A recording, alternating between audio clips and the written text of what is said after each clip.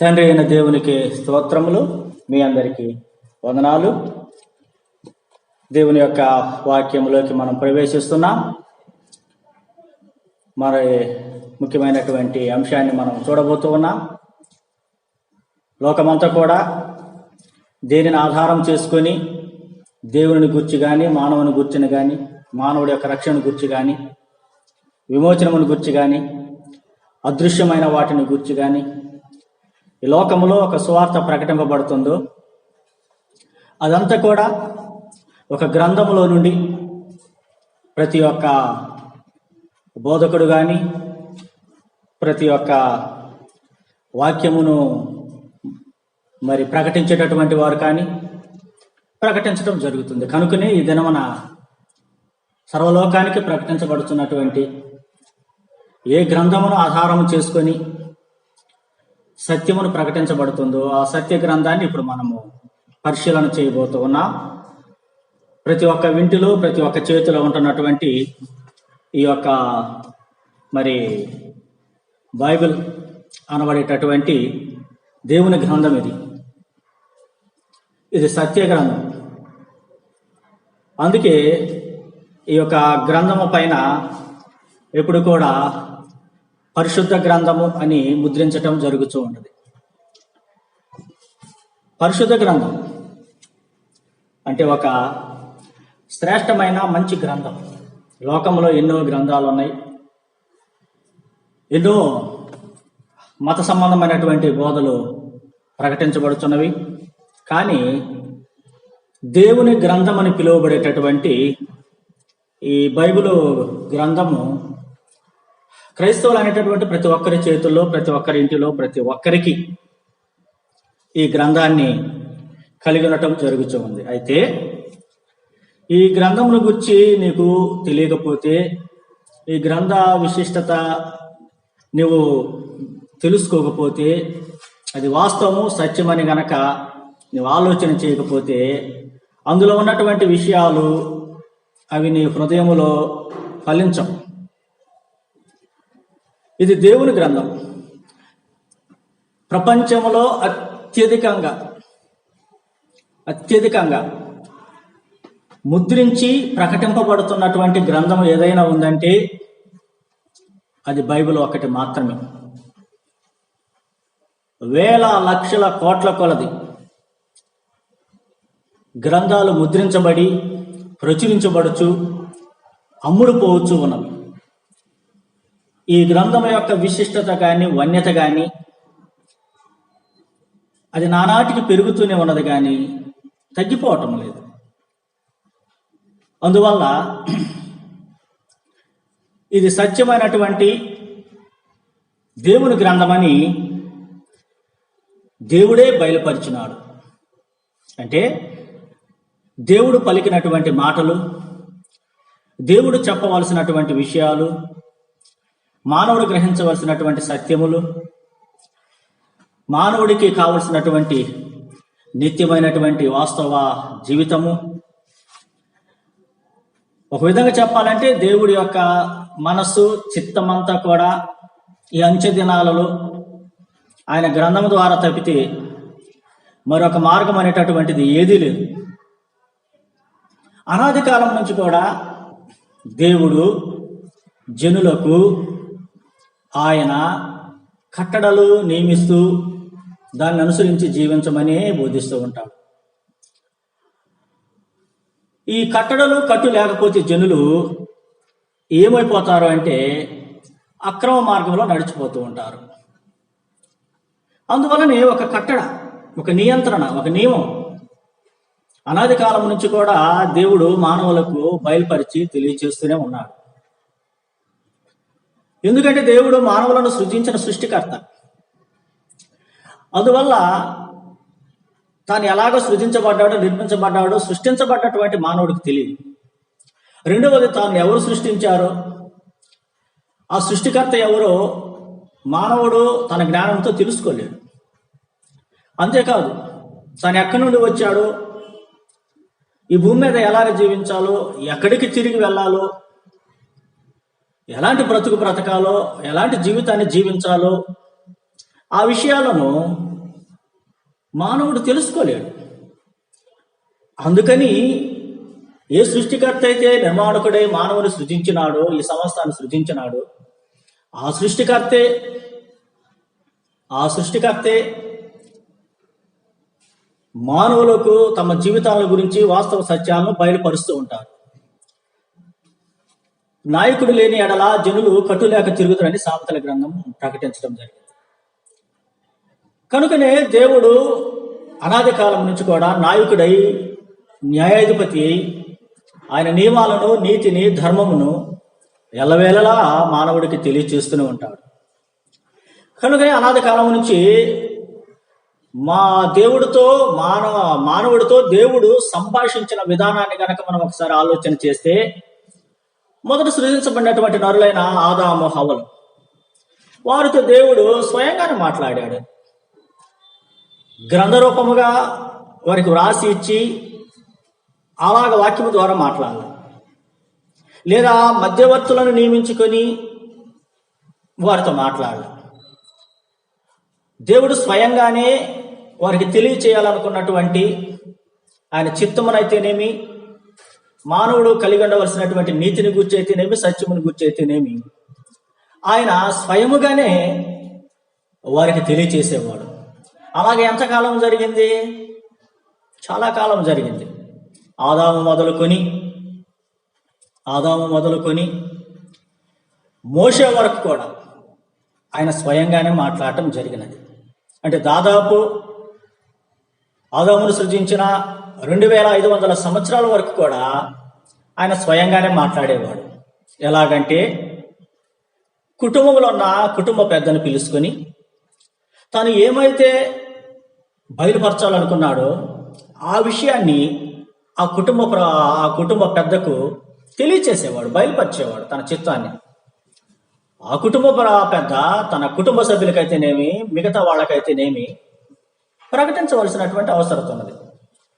మనకందరికీ తెలుసు, ఈ గ్రంథం నీకు అర్థం కావాలంటే అనాది కాలం నుంచి కూడా దేవుడు మానవులతో సంభాషించినటువంటి విధానము నీకు తెలియాలి.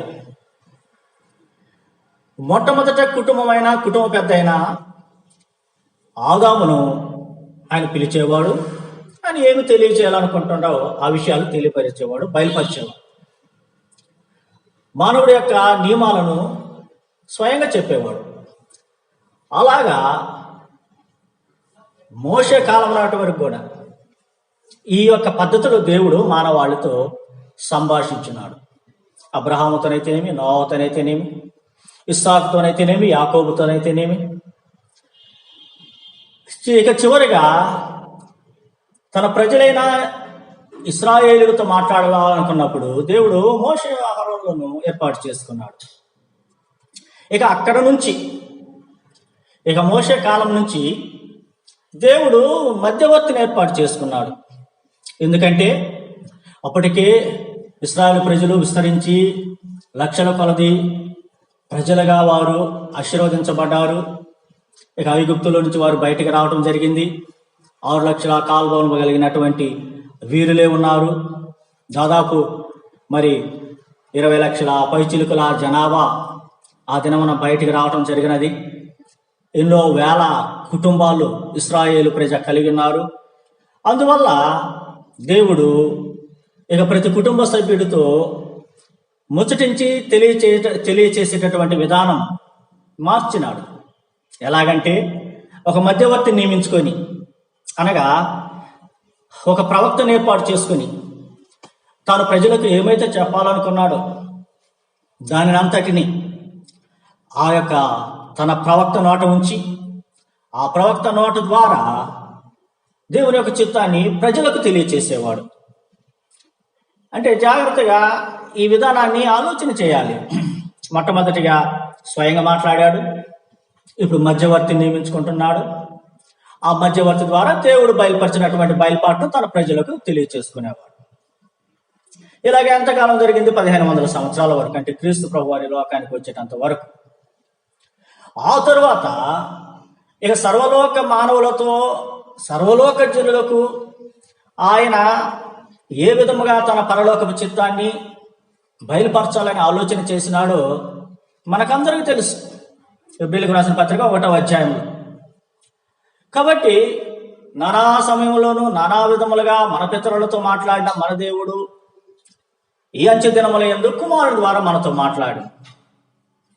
కనుకనే ఏ మానవుడు కూడా ఇక సంపూర్ణముగా దేవుడి యొక్క చిత్తాన్ని ఈ లోక మనుషులకు అందించలేనటువంటి పరిస్థితులు ఏర్పడ్డప్పుడు తన కుమారుడైన యేసుక్రీస్తు ప్రభువుని నరరూపిగా ఈ లోకములోనికి దేవుడు మన కొరకు అనుగ్రహించి దేవుడి యొక్క బయలుపాటునైతేనేమి, దేవుడి యొక్క చిత్తానైతేనేమి, మానవుడి యొక్క రక్షణ గురించి అయితేనేమి, మానవుడి యొక్క విమోచన గురించి అయితేనేమి, ప్రతి సత్యం యేసు ప్రభు ఒకే మాట అన్నాడు, నేనే సత్యం అని అన్నాడు. ఆ మాట ఏ ప్రవక్త నోట వినలేకపోయినా, కనుకనే ఒకే ఒక సత్యవంతుడైనటువంటి తన కుమారుని యేసుక్రీస్తును దేవుడు ఈ భూమి మీదకి అనుగ్రహించి, ఇక ఆయన ఏమైతే తన స్వరూపమైన పోలికైనటువంటి తన సంతానమైనటువంటి భూలోక సర్వజనులు ఉన్నారో వారందరికీ, మనుషులందరూ తెలుసుకోగలిగిన ఆ దేవుని చిత్తాన్ని తన కుమారుని ద్వారా ఆయన బయలుపరిచి ఉన్నాడు. జాగ్రత్తగా ఆలోచన చేసుకుంటున్నారా ఈ యొక్క మాటలను? మొట్టమొదటిగా దేవుడు కుటుంబ పెద్దలతో మాట్లాడాడు, ఆ తర్వాత ప్రవక్తలను నియమించుకున్నాడు, ఆ తర్వాత తన కుమారుని ద్వారా ఈ సర్వలోకముకి తన యొక్క చిత్తాన్ని బయలుపరిచినాడు. ఇక ఆ తదుపరి యేసుప్రభువు 33.5 సంవత్సరమే కాబట్టి లోకంలో ఉండేది. ఇక ఈ యొక్క దేవుని చిత్తాన్ని ఎలాగ దేవుడు ఈ సర్వలోక జనులకు తెలియచేయాలనుకున్నాడంటే తన యొక్క గ్రంథము ద్వారా మాత్రమే తన యొక్క చిత్తానంతా బయలుపరచాలనుకున్నాడు. అందుకే దేవుడు అనాది కాలము నుంచి, అనాది కాలమే కాదండి, లోకము పుట్టక మునుపు దేవుని మదిలో ఏమైతే ఉన్నదో ఆ దేవుని యొక్క ఆలోచన అంతటిని, దేవుని యొక్క సంకల్పానంతటిని దేవుడు ఏమి చేస్తున్నాడంటే ప్రతి విధమైనటువంటి చర్యను, ప్రతి విధమైనటువంటి సత్యమును ఆయన లిఖిత రూపకముగా గ్రంథస్థము చేసి ఈ అంచె దినాలలో సర్వలోక మానవుడు తనకు తాను వచ్చినటువంటి ఏ భాష అయినను సరే, తను చదవగలిగిన ఏ భాష అయినను సరే, ఆ భాషలో దేవుని గ్రంథమును చదువుకొని ఆ యొక్క దేవుని చిత్తాన్ని తెలుసుకొని ఆ యొక్క విమోచనమును, ఆ పాప క్షమాపణను ప్రతి నరుడు గ్రహించుకొని ఆ నిత్య శిక్ష నుంచి ఆ నిత్య జీవములోకి ప్రవేశించేటటువంటి ఏర్పాటు, మార్గము, ఏకైక మార్గం ఏదైనా ఉందంటే ఈ దినాన ఇప్పుడు మనం మాట్లాడుకుంటున్నటువంటి ఈ పరిశుద్ధ గ్రంథమైనటువంటి ఈ దేవుని గ్రంథము తప్పితే మరొక మార్గం లేనే లేదు. ఈ విషయాన్ని మనం గుర్తుంచుకోవాలి. అందువలన యేసు ప్రభువు వారు 33.5 సంవత్సరము ఈ భూమి మీద దేవుని చిత్తాన్నంతా ఆయన బయలుపరిచాడు. మానవుడి గుర్చిన సత్యాన్నంతా ఆయన బయలుపరిచాడు. మానవుడి యొక్క పాపమును గురించి అయితేనేమి, విమోచనమును గురించి అయితేనేమి, క్రయధనమును గురించి అయితేనేమి, మానవుల యొక్క అపరాధముల గురించి అయితేనేమి, వారి యొక్క మోక్షమును గురించి అయితేనేమి, ఒక మానవుడి యొక్క పరిశుద్ధతను గురించి అయితేనేమి, పవిత్రతను గురించి అయితేనేమి, తాను ఎక్కడి నుండి వచ్చారో, తిరిగి ఎక్కడికి వెళ్ళాలో, ఎలాగ వెళ్ళాలో, ఈ సర్వసత్యమనంతా యేసుక్రీస్తు ప్రభులు వారు బోధించిన తర్వాత ఇక ఆఖరిగా ఈ సర్వలోకానికి దేవుడి చిత్తాన్ని ఎలాగా ఆయన బయలుపరచాలని ఆలోచన చేసినాడంటే యేసుక్రీస్తు ప్రభు యొక్క శిష్యులైనటువంటి యేసు ప్రభులు వారు ఎన్నుకున్నటువంటి అపోస్తులైనటువంటి తన శిష్యుల ద్వారా ఇక దేవుని చిత్తాన్ని ఈ సర్వలోకానికి ప్రకటించాలని యేసు ప్రభు వారు ముందుగానే ఆయన శిలువ మరణానికి వెళ్లే ముందు తన శిష్యులతో, నేను వెళ్ళిన తర్వాత వేరొక ఆదరణకర్తను మీకు పంపిస్తాను, ఆ సత్య స్వరూపి వచ్చినప్పుడు మిమ్మల్ని సర్వసత్యంలోకి నడిపిస్తాడు. కాబట్టి ఆయన తనంతట తను ఏమి బోధించక నా వాటిలోనికి తీసుకొని సమస్తము దేవుని యొక్క చిత్తాన్ని మీకు జ్ఞాపకం చేస్తాడు, బయలుపరుస్తాడు అని పరిశుద్ధాత్ముడు అపోస్తులను పరిశుద్ధాత్మ యొక్క ఆధీనములు స్వాధీనములో ఉంచుకొని ఈ సమస్త సర్వలోకానికి, ఈ భూలోకమంతటికి సువార్తను ప్రకటించే ఏర్పాటు ఆఖరిగా దేవుడు ఏర్పాటు చేసి ఉన్నాడన్న విషయాన్ని మీరు ఈ సమయంలో జ్ఞాపకం ఉంచుకోవాలి. యేసుప్రభువారు ఆయన ఆరోహణమై ఆయన పరలోకానికి వెళ్ళేటప్పుడు శిష్యులతో ఇలాగ చెప్పాడు, మీరు సర్వలోకమునకు వెళ్ళి సర్వ సృష్టికి సువార్తను ప్రకటించండి. నమ్మి బాప్తిసం పొందినవాడు రక్షింపబడును, నమ్మని వానికి శిక్ష విధించబడును. కాబట్టి దినమున ఒక మానవుడు జన్మించి తాను బ్రతికి మరణించి ఈ లోకములో నుంచి వెళ్ళే నాటికే శిక్ష కావాలని కోరుకుంటాడో లేదా శిక్ష నుంచి విమోచనము కావాలని కోరుకుంటాడో, తెలియచేసేటటువంటి సత్య గ్రంథము ఏదైనా ఉంది అంటే ఈ లోకములో ఒకే ఒక దేవుని గ్రంథమైన నీవు పిలిచి ఆ బైబిల్ తప్పితే మరొక గ్రంథం ఏది కూడా ఓ మానవుడా నిన్ను సర్వసత్యములోకి నడిపించేటటువంటి మార్గము చూపే గ్రంథము ఏది లేదు, ఒక పరిశుద్ధమైన దేవుని గ్రంథము తప్పితే. అందుకే ప్రభువారు మీరు సర్వలోకానికి వెళ్ళి సర్వ సృష్టికి, ఇదే ఇక ఆఖరి మానవుడి నోట దేవుడి చిత్తాన్ని ప్రకటించేటటువంటి ఏర్పాటు. ఆ విధముగా సర్వలోకానికి తన శిష్యులను ఏర్పాటు చేసుకొని తండ్రి అయిన దేవుని ఆధీనములో, ప్రభు అయిన క్రీస్తు యొక్క ఆధీనములో పరిశుద్ధాత్ముడు వారికి తోడుగా ఉండి వారిని సర్వసత్యములోకి నడిపించి ఈ యావత్ భూమి మీద తూర్పు నుండి పడవ వరకు, ఉత్తరం నుంచి దక్షిణం వరకు సమస్త ఈ యావత్ ఆకాశము క్రిందన్న సర్వ సృష్టికి దేవుడు వారి ద్వారా తన యొక్క చిత్తాన్ని బయలుపరిచినాడు, తన యొక్క ఉద్దేశాన్ని ప్రకటించడం జరిగింది. ఆ యొక్క ప్రకటింపబడ్డటువంటి ఆ సత్యము, ఆ సత్య సువార్తను, ఆ దేవుడి యొక్క సమస్త జ్ఞానమును, దేవుడి యొక్క సమస్త చిత్తమును దేవుడు ఏం చేస్తున్నాడంటే గ్రంథస్థము చేసినాడు, లిఖించేసినాడు, వ్రాయించటము జరిగినది. ఇప్పుడు నీ చేతిలో ఉన్నటువంటి ఈ పరిశుద్ధ గ్రంథము చివరిగా ప్రకటన గ్రంథముతో ముగించి దేవుడు ముద్ర వేసి అక్కడ సమాప్తం అని దాన్ని సంపూర్తి చేసినాడు. అందువల్ల ఈ యొక్క పరిశుద్ధ గ్రంథమును నీవు సంపూర్ణముగా గ్రహించుకోకుండా, తెలుసుకోకుండా నీవు చదివేటటువంటి పాఠ్య పుస్తకములలాగనో, నవలలాగనో, న్యూస్ పేపర్ లాగనో, ఏదో ఒక చరిత్ర పుస్తకములాగనో నువ్వు చదివినట్లయితే నిన్ను గూర్చిన సత్యాన్ని నువ్వు తెలుసుకోలేవు. నిన్ను గూర్చినటువంటి నీ పరిపూర్ణమైనటువంటి వాస్తవాన్ని నువ్వు గ్రహించలేవు. అందుకే ఈ దినమున కొందరు కొన్ని మూల పాఠాలు చెప్పమని అడిగినారు. కాబట్టి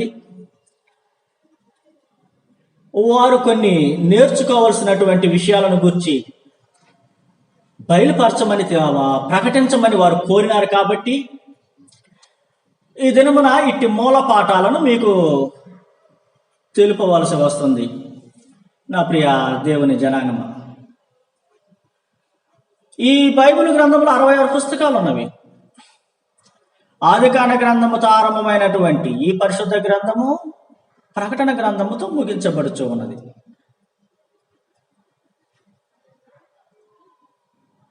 ఆదికాండ గ్రంథం నుంచి ప్రకటన గ్రంథం 66 పుస్తకాలు ఉన్నవి. ఈ 66 పుస్తకాలను 40 మంది గ్రంథకర్తల చేత దేవుడు వ్రాయించడం జరిగింది. అనగా ఇక్కడ సత్యాన్ని గ్రహించండి. దేవుడు ఈ 40 మందిని మనుషులను ఆయన ఉపయోగించుకున్నాడు.